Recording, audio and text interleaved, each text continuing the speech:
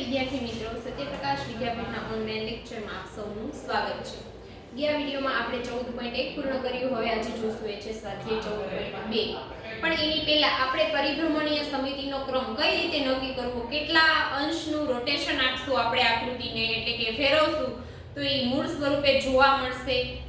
એક રોટેશન આપો એટલે કેટલી વાર એ મૂળ આકારમાં આવે છે, ઈ એનો પરિભ્રમણીય સમિતિનો ક્રમ થશે. આ આકૃતિ છે, નામ આપ્યું છે A, B, C અને D. 90 અંશનો ફેરવું છું એટલે મેં એને આમ ફેરવી તો A અહીંયા આવી જશે, D છે અહીંયા C ઉપર અને B અહીંયા સાઈડમાં. પાછો A અહીંયા આવે, ઈ એની મૂળ આકૃતિ કહેવાશે. પાછું 90 અંશનું રોટેશન આપ્યું, પાછું 90 અંશ અને પાછું 90 અંશ ફેરવું ત્યારે આ આકૃતિ છે એ મૂળ આકૃતિ જેવી જોવા મળે છે. એટલે સંપૂર્ણ પરિભ્રમણમાં ચાર સ્થાન ચોક્કસ હોય છે. પરિભ્રમણીય કોણ કેટલા છે કે 90, 180, 270 અને 360. ત્યારે ફરકડી બરાબર એક જ સ્થાને આવે છે. આપણે કહી શકીએ કે ચોથી કક્ષાની પરિભ્રમણીય સમિતિ છે. અને જો એબીસીડી નો આપેલા હોય અને તમે જો ફેરવો તો આ એબીસીડી ભૂલી જાવ તો સેમ જ આવે છે. જો બધી આકૃતિ સેમ જ છે, એબીસીડી કાઢી નાખો તો એની પરિભ્રમણીય 1, 2, 3 અને 4 કેટલી થશે? 4. કેમ કે ચારેય વાર ફેરવો છો તો મૂળ જ આકાર આવે છે. 4 વાર શું કામ ફેરવવાની? તો કે હંમેશા પરિભ્રમણીય સમિતિનો ક્રમ ગોતો ત્યારે એને 360 સુધી ફેરવવાની. કેમ કે આખું વર્તુળ છે ઈ ફેરવો એટલે એનો એંગલ કેટલો હોય છે? 360. આમાં લઈ 90 અંશનું પરિભ્રમણ આપો એટલે P અહીંયા આવે છે, એને 90 નું આપો એટલે P અહીંયા, પાછું 90 નું આપો એટલે P ઉપર આવે છે અને પાછું 90 આપો એટલે હતું એના એ સ્થાને આવશે. તો આમાં પણ 4 જ આવે છે. કેટલી? 4. કેમ કે આને પણ તમે 90 નું રોટેશન આપો ને તો એની એ જ આકૃતિ જોવા મળે છે. આકારમાં ફેરફાર થતો નથી. પણ હા, જો નામકરણ કરેલું હોય તો તમને એક જ મળે, અહીંયાથી માં જાવ તો. પણ નામ ન આપેલું હોય તો તમને કેટલી મળશે? સમિતિ, પરિભ્રમણીય સમિતિનો ક્રમ 4. હવે આપણે સ્વાધ્યાય જોશું 14.2.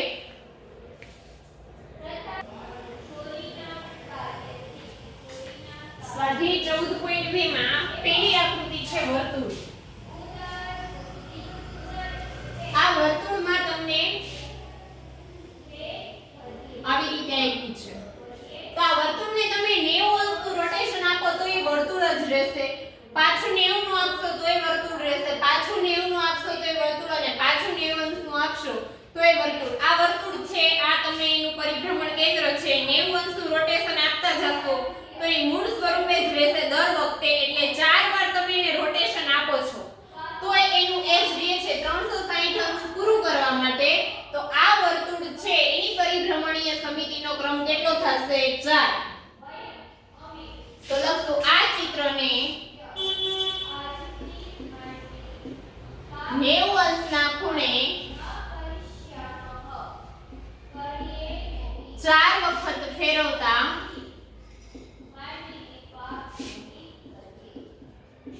શું કરશે? 4 વાર તમે 90 અંશના ખૂણે ફેરવશો તો મૂળ સ્થિતિ એ પાછું આવે છે.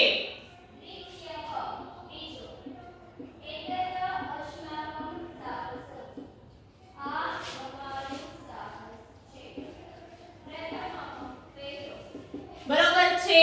4 વખત ફેરવો ત્યારે મૂળ સ્થિતિ એ પાછું આવે. તો આ આકૃતિનો પરિભ્રમણીય સમિતિ ક્રમ શું થશે? 4.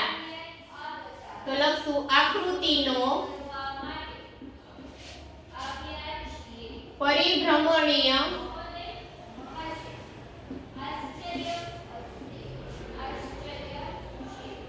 સમિતિનો ક્રમ 4 છે. બરોબર? એવી જ રીતે ત્રિકોણ. બીજી આકૃતિ છે ત્રિકોણની.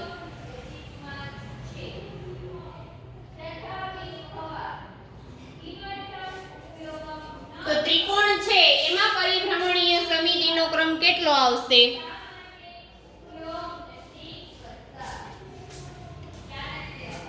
આ ત્રિકોણનું અહીંયા સેન્ટર રાખી અને તમે તમે ફેરવો છો 90 અંશ ફેરવો એટલે એ ત્રિકોણ કેવું આવશે આવું પાછું 90 અંશ ફેરવો એટલે આવું આવશે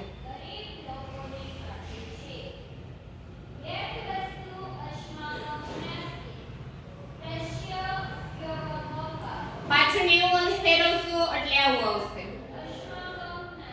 પાછું 90 અંશ ફેરવો ત્યારે આવું આવશે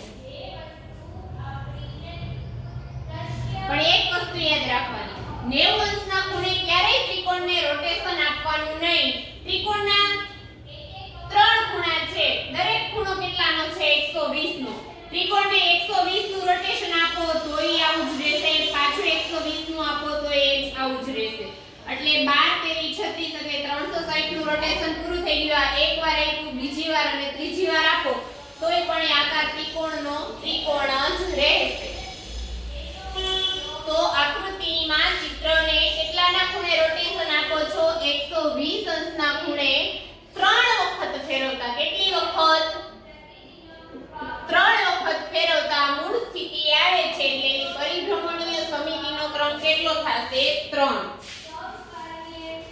પછી છે આકૃતિ આવી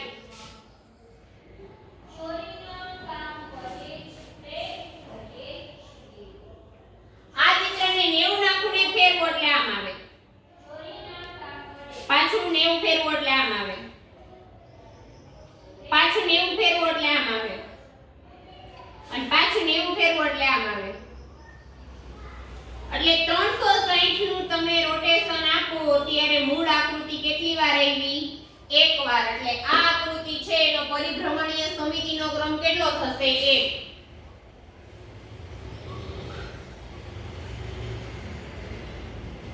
આ ચિત્રનો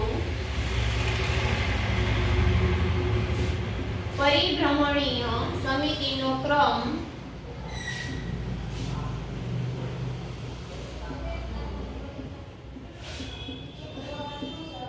એક છે પછી છે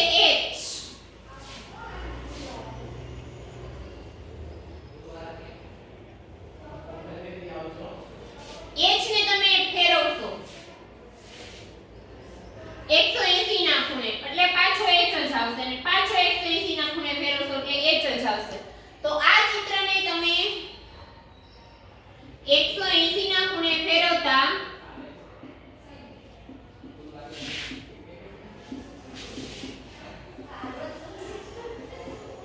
મૂળ સ્થિતિએ આવે છે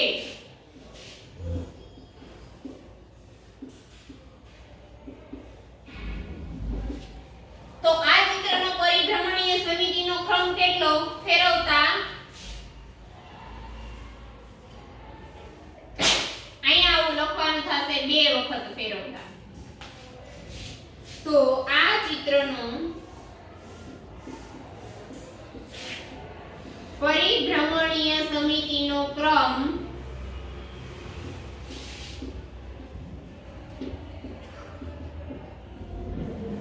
કેટલો થશે 2 છે ચિત્રનો પરિભ્રમણીય સમિતિનો ક્રમ 2 થશે હવે એના પછીની આકૃતિ લેશું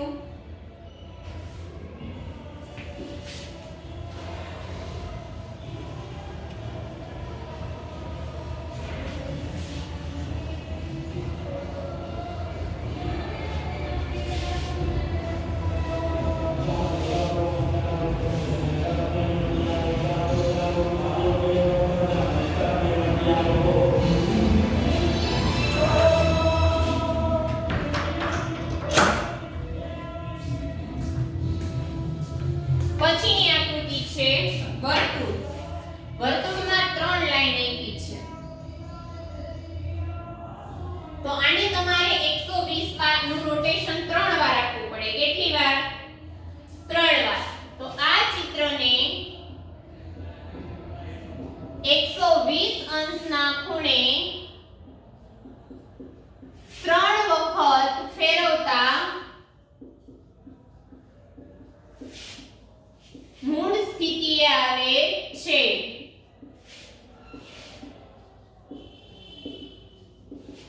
તો પરિભ્રમણીય સમિતિનો ક્રમ 3 થશે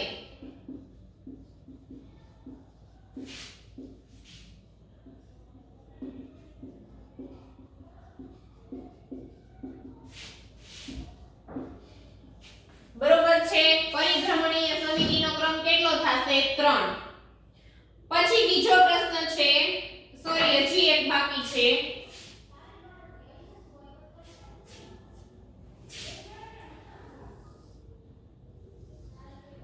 90 અંશના ખૂણે ફેરવો એટલે 4 વખત આ આકૃતિ આવશે. આપણે આ થિયરીમાં જોઈ હતી. તો આ ચિત્રને 90 અંશના ખૂણે 4 વખત ફેરવતા મૂળ સ્થિતિએ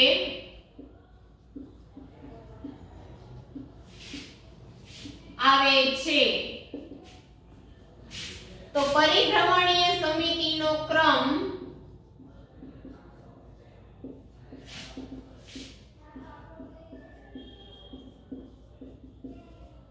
4 છે. બરોબર.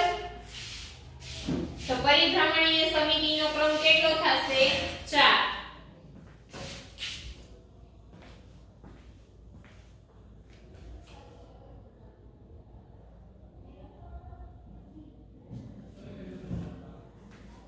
હવે પછી આવે છે પ્રશ્ન 2.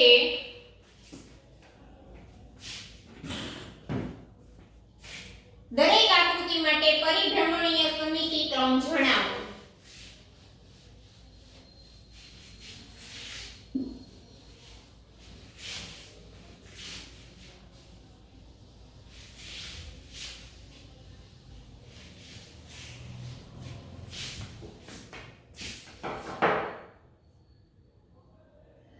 તો હવે તમને પહેલામાં એમ પૂછ્યું તો કઈ આકૃતિનો પરિભ્રમણીય ક્રમ 1 કરતા વધુ છે, તો કઈ આવશે?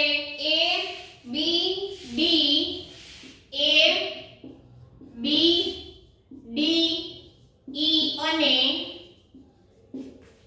F નો પરિભ્રમણીય સમિતિનો ક્રમ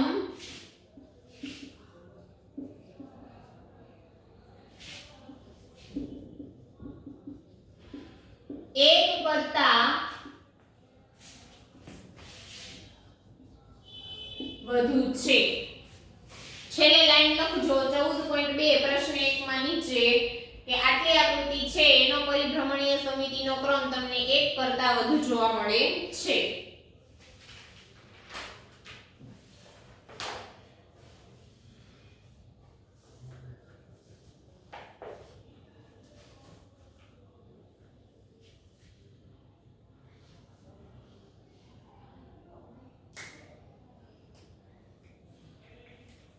પછી છે પ્રશ્ન 2.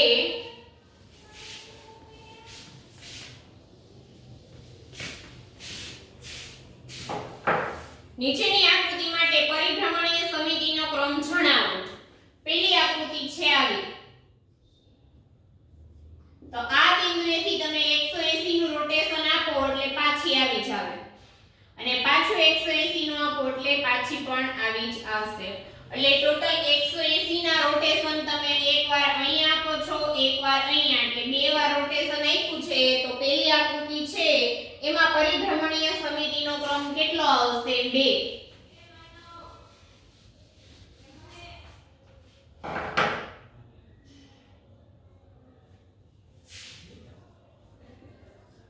પછી બીજી આકૃતિ ચોકડી છે. આ 80 નો ખૂણો છે. જો એ લોકો એમ નથી કીધું બધાય ખૂણા સરખા છે. આ 80 નો ખૂણો છે. 90 અંશ ફેરવો એટલે 80 અહીંયા આવે, પાછળ 90 ફેરવો એટલે 80 અહીંયા આવે, પાછળ 90 અંશ ફેરવો એટલે 80 અહીંયા આવશે, પછી પાછા ફેરવશો એટલે 80 ઉપર આવશે. તો આ આકૃતિનો પરિભ્રમણીય સમિતિનો ક્રમ કેટલો થશે?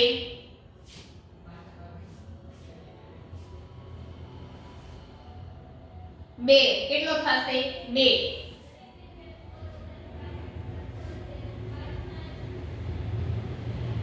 ધારો કે અહીંયા પછી વધે 100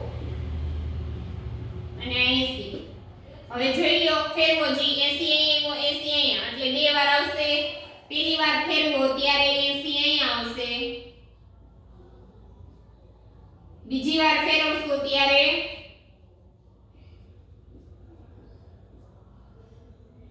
એટલે એક વાર આવ્યું, ત્રીજી વારમાં પાછી આ જ આકૃતિ આવશે અને ચોથી વાર ફેરવશો ત્યારે આ આવશે એટલે એક તો મૂળ આકૃતિ પછી એક આ આવી અને એક આ ટોટલ બે આવી થઈ ગઈ એટલે તમે 90 ને અંશના ખૂણે ફેરવો છો એટલે બે વાર આવે છે રિપીટ થાય છે એટલે એની પરિભ્રમણીય સમિતિનો ક્રમ કેટલો થશે 2 થશે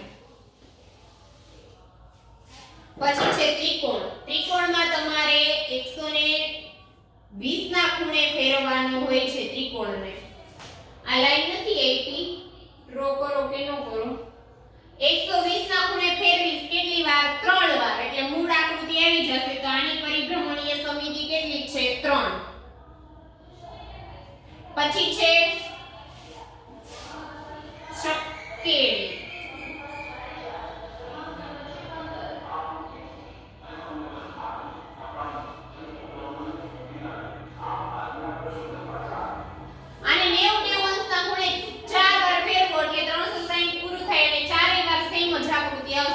એટલે આનો પરિભ્રમણીય સમિતિનો ક્રમ થશે 4 કેટલાના ખૂણે ફેરવવાનું 90 ના 90 ના ખૂણે ફેરવવું એટલે આ ડસ્ટર છે એને 90 ફેરવવું એટલે અહીંથી અહીંયા સુધી પહોંચાડવું એટલે આ મેં 90 ફેરવું એટલે આડું થયું હજી 90 ફેરવીશ એટલે ઊભું થશે ને પાછું 90 ફેરવીશ એટલે મૂળ સ્થિતિ આવશે 4 વાર ફેરવું 90 એટલે 360 એટલે આ ડસ્ટર આખું એક ચક્કર લગાવે પછી છે પ્લસ ની નિશાની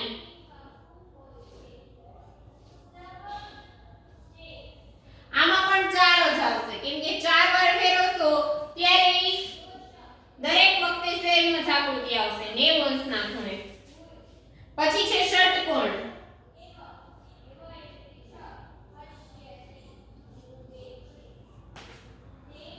ષટકોણમાં પેલા 5 ખૂણા છે 360 ભાગ્યા 5 કરો એટલે કેટલા આવશે 72 તો 72 અંશના ખૂણાનું રોટેશન આપો એટલે 5 વાર સેમ આકૃતિ આવે પાણી પરિભ્રમણીય સમિતિ થશે 5 પછી છે સ્ટાર સ્ટાર છે એમાં 6 ખૂણા છે એટલે એની પરિભ્રમણીય સમિતિ થશે 6 અને છેલ્લે આકૃતિ આપી છે પગની ચક્ર જેવી એમાં સમિતિ થશે 120 ના ખૂણે ફેરવવાનું ત્રિકોણની જેમ એટલે પરિભ્રમણીય સમિતિ આવશે 3 તો અહીંયા તમારે 14.2 પૂર્ણ થાય છે હવે આવશે 14.3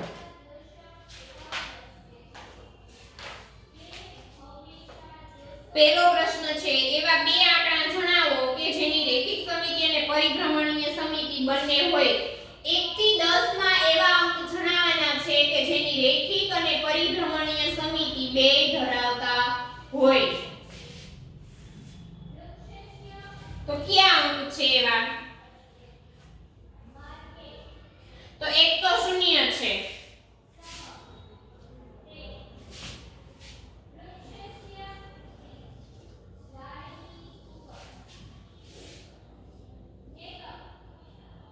અસંખ્ય છે આ એની શું છે રેખિક સમિતિ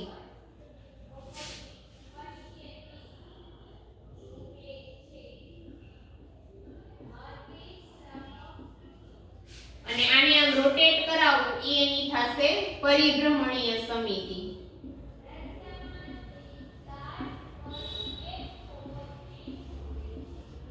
તો લખાણ શું આવશે આપણે શૂન્યની રેખિક સમિતિ તપાસીએ શૂન્ય એ વર્તુળ છે તેથી અસંખ્ય રેખિક સમિતિ ધરાવે છે શૂન્ય એ વર્તુળ છે તેથી અસંખ્ય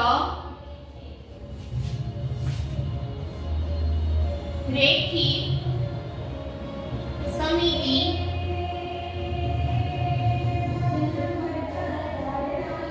ધરાવે છે તેવી જ રીતે શૂન્યની પરિભ્રમણીય કક્ષા પણ અસંખ્ય છે તેવી જ રીતે શૂન્યની પરિભ્રમણીય કક્ષા પણ અસંખ્ય છે હવે બીજો કયો અંક છે તો કે 8.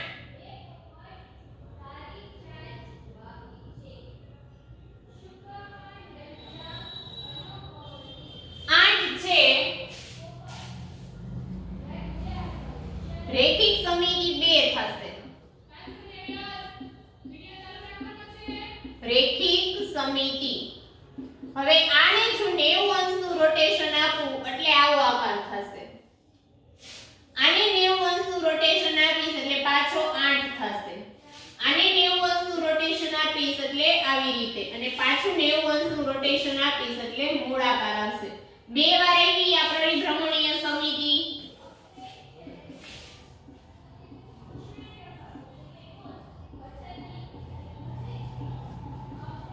તો 8 એ કેવું છે આ રીતે 0 અને 8 ની તમને રેખિક અને પરિભ્રમણીય સમિતિ જોવા મળે છે. આટલું તમારે પહેલા પ્રશ્નમાં લખવાનું છે. હવે આવશે પ્રશ્ન બીજો. એકથી વધુ નીચેના દરેકમાં શક્ય હોય તો કાચી આકૃતિ દોરો.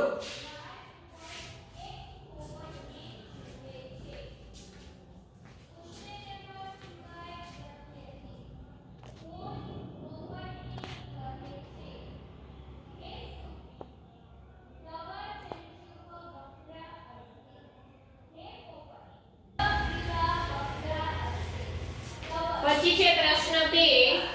નીચેના દરેકમાં શક્ય હોય તો કાચી આકૃતિ દોરો. એમાં પહેલું છે એકથી વધુ ક્રમની રેખિક અને પરિભ્રમણીય બંને સમિતિ હોય તેવો ત્રિકોણ દોરો. એટલે સમબાજુ ત્રિકોણ છે તો એમાં એકથી વધુ ક્રમની રેખિક સમિતિ અને પરિભ્રમણીય સમિતિ પણ છે. આ ત્રિકોણને 180 અંશ ફેરવો એટલે પણ આવો જ આવે અને એને તમે 120 અંશ ફેરવો તો પણ આ જ આવશે. આને 120 અંશ ફેરવશો પછી આ ત્રિકોણને પણ 120 ત્રણ વાર રોટેશન કરો એટલે રેખિક સમિતિ પણ 3 અને પરિભ્રમણીય સમિતિ પણ 3 આવે છે. બિંદુ ધારો કે અહીંયા P નામ આપો છો. 180 ફેરવો એટલે P અહીંયા આવશે. પાછું ફેરવશો એટલે P અહીંયા અને પાછું ફેરવશો એટલે P અહીંયા આવશે.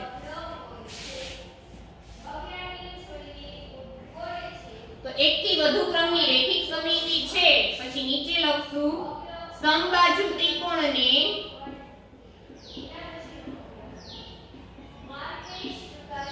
એકથી વધુ ક્રમની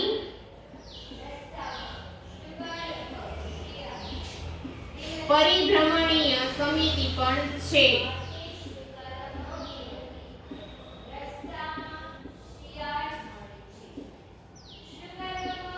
આ પહેલામાં આવશે કે એકથી વધુ ક્રમની રેખિક અને પરિભ્રમણીય સમિતિ બંને હોય તેવો ત્રિકોણ. પછીનું છે એકમાત્ર રેખિક સમિતિ હોય પણ પરિભ્રમણીય સમિતિ ન હોય તેવો ત્રિકોણ. તો એ કયો આવશે કે ભાઈ પરિભ્રમણીય સમિતિ એક પણ નથી જ્યારે રેખિક સમિતિ એક હોય તો એ ત્રિકોણ આવશે સમદ્વિબાજુ ત્રિકોણ.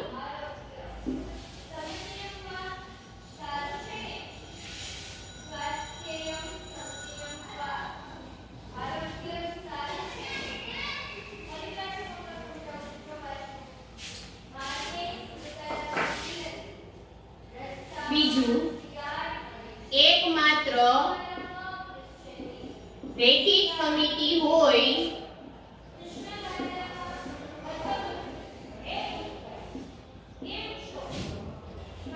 પણ પરિભ્રમણીય સમિતિ ન હોય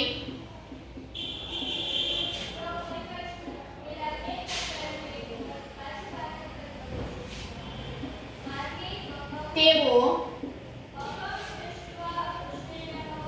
સમદ્વિબાજુ ત્રિકોણ છે.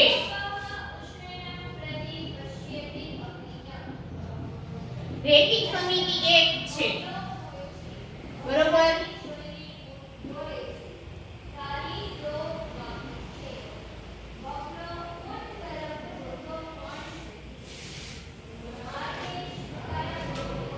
પછી છે એકથી વધુ ક્રમની પરિભ્રમણીય સમિતિ હોય પણ રેખિક સમિતિ ન હોય તેવો ચતુષ્કોણ.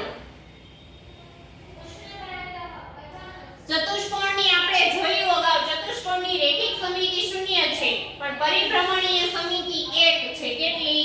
1.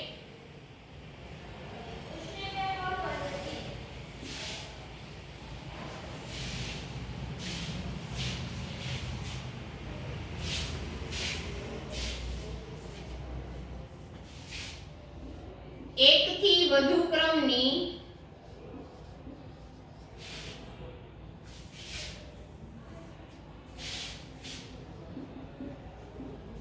પરિભ્રમણીય સમિતિ હોય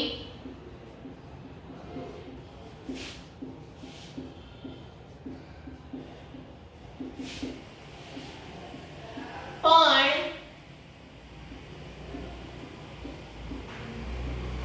રેખિક સમિતિ ન હોય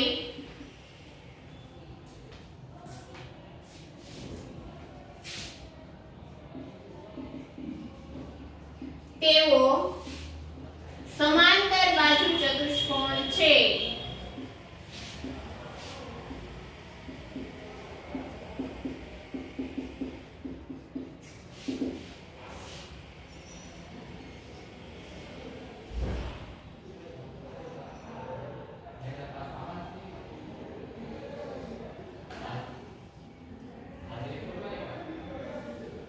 સમાંતર બાજુ ચતુષ્કોણ એવો છે તમે એની પરિભ્રમણીય સમિતિ 2 છે. 180 અંશના ખૂણે રોટેશન આપો એટલે પાછો આ જ દેખાશે. પાછો 180 નું રોટેશન આપો એટલે ચતુષ્કોણ જ દેખાશે. એટલે 2 ની પરિભ્રમણીય સમિતિ છે જ્યારે રેખિક સમિતિ ચતુષ્કોણની એક પણ નથી. પછી ચોથું, એકમાત્ર રેખિક સમિતિ હોય પણ પરિભ્રમણીય સમિતિ ન હોય તેવો ચતુષ્કોણ. તો ચોથું લખશું એકમાત્ર રેખિક સમિતિ હોય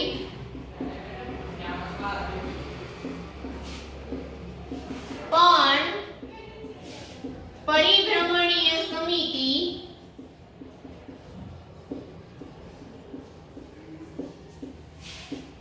ન હોય તેવો સમલંબ ચતુષ્કોણ છે.